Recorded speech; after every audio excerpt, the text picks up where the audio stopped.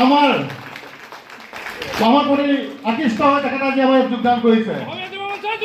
জিন্দাবাদ জিন্দাবাদ অসমীয়া মঞ্চ জিন্দাবাদ অসমীয়া মঞ্চ জিন্দাবাদ অসমীয়া মঞ্চ জিন্দাবাদ জয় ho জয় ho জয় ho।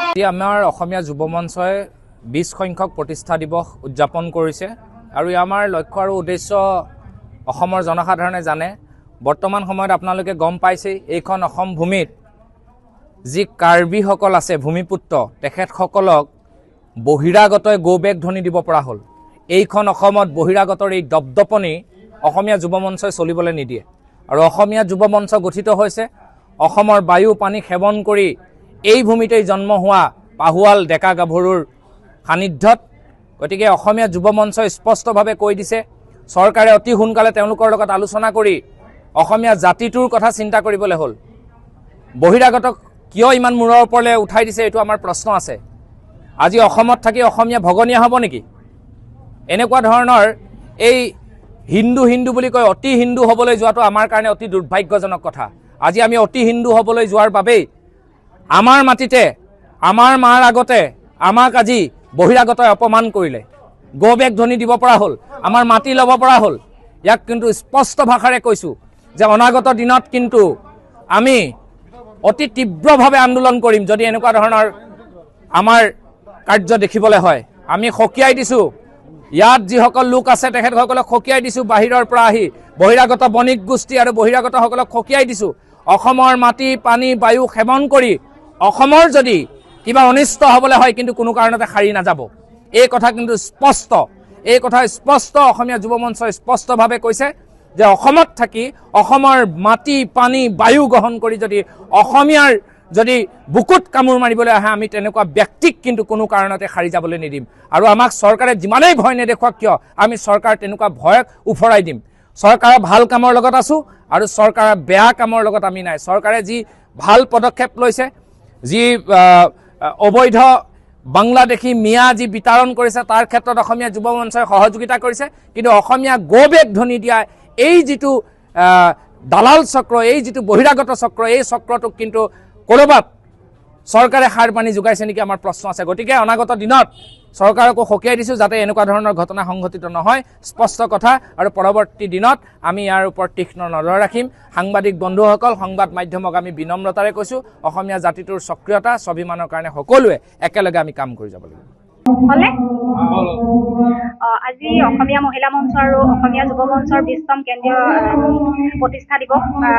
আমাৰ সেই উপলক্ষে আজি প্ৰতিষ্ঠা দিৱস উদযাপন কৰিছোঁ শিৱসাগৰৰ যুৱ দলত। আৰু ইতিমধ্যে আমাৰ যুৱ মঞ্চৰ সভাপতি ডাঙৰীয়াই কৈয়ে গৈছে যে আমি আমাৰ প্ৰতিষ্ঠা দিৱসটো আমি আগতে আড়ম্বৰপূৰ্ণভাৱে অনুষ্ঠিত কৰোঁ, কিন্তু এইবাৰ আমি কোনো ধৰণৰ সাংস্কৃতিক অনুষ্ঠান আমি ৰখা নাই। এইকাৰণে ৰখা নাই যে সাংস্কৃতিক অনুষ্ঠান কৰিব পৰাকৈ আমাৰ আৰু এই মানসিকতাটো এতিয়া গঢ়ি উঠা নাই। হয়তো কেতিয়া গঢ়ি উঠিব সেইটো আমি গম নাপাম।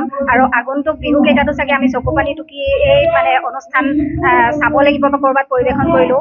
সেইকাৰণে আমি আমাৰ এই প্ৰতিষ্ঠা দিৱসত আমি আমাৰ সাংস্কৃতিক অনুষ্ঠানটো বৰ্জন কৰিছোঁ। যেতিয়ালৈকে জুবিন দাই ন্যায় নাপায় বা যেতিয়ালৈকে জুবিন দাৰ ক্ষেত্ৰত আমি মনৰ পৰা তেওঁক যেতিয়ালৈকে ন্যায় পাইছে বুলি ভাবি নলওঁ তেতিয়ালৈকে আমি সাংস্কৃতিক অনুষ্ঠানৰ কথা হয়তো নাভাবোঁ। হয়তো অনাগত বিহুতো আমি তেনেকুৱা ধৰণৰ পদক্ষেপে ল'ব পাৰোঁ যদি জুবিন দাৰ ক্ষেত্ৰত তেনেকুৱা একো পদক্ষেপ চৰকাৰে লোৱা নেদেখোঁ। আৰু দ্বিতীয়তে যিহেতু এইটো এটা জাতীয় সংগঠন, অসমৰ এটা অন্যতম জাতীয় সংগঠন হিচাপে, তাৰ ভক্তি সংগঠন হিচাপে আমি অসমত বৰ্তমানৰ পৰিপ্ৰেক্ষিতত হৈ থকা যিকেইটা পৰিস্থিতি হৈছে তাৰ পৰিস্থিতিৰ ওপৰতো আমি খুব দুখ প্ৰকাশ কৰিছোঁ। এইকাৰণে দুখ প্ৰকাশ কৰিছোঁ যে বৰ্তমান খিলঞ্জীয়াৰ অস্তিত্ব একেবাৰে অসমত নাইকিয়া হৈ গৈছে। আজি কাৰ্বি ভাইসকলক তেওঁলোকৰ নিজৰ জিলাতেই নিজৰ ঘৰতেই তেওঁলোকক চীনা কাৰ্বি গৌবেগ বুলি ক'ব পৰা হৈছে। আজি আমাৰ অসমত মিয়া মুছলিমৰ ইমান অবৈধ বাংলাদেশীৰ ইমান চৰণীয়া পথাৰ হৈছে, গতিকে খিলঞ্জীয়া একেবাৰে এমুঠিমান হৈ গৈ আছে। গতিকে মই এটা কথা ক'ব খোজোঁ, আজিৰ আমাৰ এই প্ৰতিষ্ঠা দিৱসৰ প্ৰাক্ষণত মই এটা কথা ক'ব খোজোঁ যে আমাৰ খিলঞ্জীয়া ভূমিপুত্ৰসকল এক খবৰ হ'ল। আজি আমি কোনোবাই 6 জনগোষ্ঠীৰ কাৰণে আজি কাৰ্বিসকলে দেখা গৈছিলে যে কাৰ্বিসকলে 6 জনগোষ্ঠীৰ জনজাতিকৰণৰ ক্ষেত্ৰত যি তেওঁলোকে মাত মাতিছিলে, নালাগে পাব বুলি কৈছিলে। আজি 6 জনগোষ্ঠীৰ জনজাতি সকলো কোনো বেলেগৰ মানুহ নহয়, আমাৰ নিজৰে খিলঞ্জীয়া ভূমিপুত্ৰ। আজি আমি কাৰ্বিসকলৰ কাৰণে থিয় হ'ব লাগিব, কাইলৈ কাৰ্বিসকলে আমাৰ কাৰণে থিয় হ'ব লাগিব। তিৱা প্ৰতিটো জাতি জনগোষ্ঠী আমি এক হওঁ। আমাৰ মাজত কোনো জাতিয়ে ইটো জাতি সিটো জাতিক কোনো ধৰণৰ যাতে আৰু তুচ্ছ তাচ্ছিল্য নকৰে, আমাৰ মাজত আৰু বিভেদ নাহে। কাৰণ আমাৰ মাজত অহা এই বিভেদটোৰ কাৰণেই অন্য তৃতীয় পক্ষই অনা অসমীয়াই আমাৰ এই বিভেদৰ সুবিধা লৈছে। গতিকে আমাৰ এই সুবিধাটো আমি আৰু দিব নালাগে।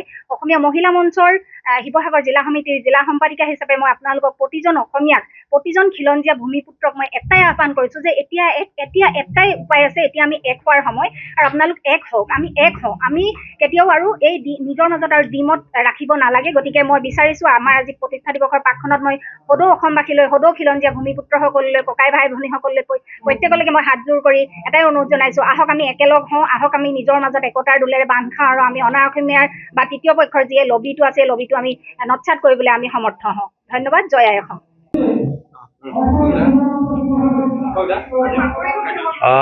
আজি আমাৰ অসমীয়া যুৱ মঞ্চৰ যিহেতু 19 বছৰ আমাৰ শেষ হৈছে, আজি 20 বছৰত আমি ভৰি দিছোঁ আৰু প্ৰথম কাৰ্যসূচী পতাকা উত্তোলন আৰু বৰ্তমান এটা মুকলি সভা অনুষ্ঠিত হৈ আছে। আজিৰ তাৰিখৰ পৰা আমি সংকল্প লৈছোঁ যে অসমীয়া যুৱ মঞ্চ আৰু অসমীয়া মহিলা মঞ্চ অসমীয়া জাতিটোৰ স্বাৰ্থত আমি মাত মাতি যাম। অসমৰ বিভিন্ন সমস্যাৰ ক্ষেত্ৰত আমি মাত মাতি যাম আৰু চৰকাৰক আমি ক'ব বিচাৰিছোঁ যে যোৱা 3 দিনৰ পৰা পশ্চিম কাৰ্বি আংলঙৰ খেৱনি অঞ্চলত যি ঘটনা সংঘটিত হৈছে, এই ঘটনা দুৰ্ভাগ্যজনক। কাৰণ চৰকাৰখনে যদি পদক্ষেপ গ্ৰহণ কৰাহেঁতেন এনেকুৱা এটা ঘটনা নহ'লহেঁতেন। আজি যিহেতু তাত যিটো পৰিস্থিতি হৈছে, অসমৰ কাৰণে এটা বেয়া পৰিস্থিতি আৰু সেই অঞ্চলটোৰ কাৰণে বেয়া পৰিস্থিতি। আমি সেইটো কাৰণে চৰকাৰক দোষাৰোপ কৰিছোঁ। আৰু লগতে আজি আমি অসমীয়া যুৱ মঞ্চৰ মহিলা মঞ্চৰ যি কেন্দ্ৰীয় প্ৰতিষ্ঠা দিৱসত যি সাংস্কৃতিক অনুষ্ঠান আমি বাতিল কৰিছোঁ। এইটো কাৰণে বাতিল কৰা হৈছে যিহেতু জুবিন দাৰ ন্যায় পোৱাটো আমি বিচাৰিছোঁ। জুবিন দাই যেতিয়ালৈকে ন্যায় নাপায় তেতিয়ালৈকে আমি সাংস্কৃতিক অনুষ্ঠান অনুষ্ঠিত কৰা নহ'ব। আমি সেইকাৰণে এইটো সংকল্প লৈছোঁ অসমীয়া যুৱ মঞ্চই। আৰু অনাগত দিনত আমি চৰকাৰক আহ্বান জনাব বিচাৰিছোঁ, দাবী জনাব বিচাৰিছোঁ যে জুবিন দাক ন্যায় দিব লাগিব। যদি জুবিন দাক ন্যায় নিদিয়ে কিন্তু 26ত আমি চৰকাৰ বিৰুদ্ধে যি গণতান্ত্ৰিক আন্দোলন, এই গণতান্ত্ৰিক আন্দোলন আমি গঢ়ি তুলিবলৈ আমি বাধ্য কৰোঁ। যিকোনো খবৰৰ বাবে যোগাযোগ কৰক আমাৰ এই নম্বৰত 9181 307 221।